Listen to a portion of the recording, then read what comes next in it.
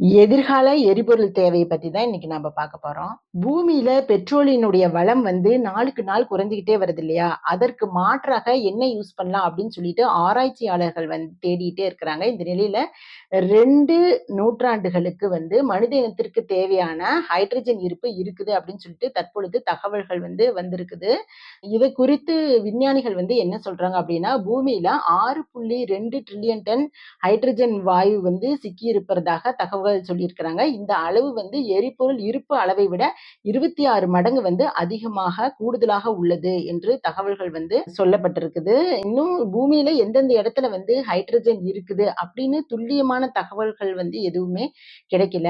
மேற்கு ஆப்பிரிக்கால தற்பொழுது சமீபத்துல நிகழ்ந்த ஆய்வின் மூலம் ஹைட்ரஜன் நீர்த்தேக்கங்கள் இருப்பதாக தகவல்கள் நிரூபிக்கப்பட்டிருக்குது. ஹைட்ரஜனை கண்டறிந்து அதனை பிரிக்க முதலீட்டாளர்களை தேடும் பணியில் சில நாடுகள் இறங்கியுள்ளது. காரணம், இந்த இயற்கை வளம் பல லட்சங்கள் மற்றும் கோடிகளை அள்ளித் தரக்கூடியது.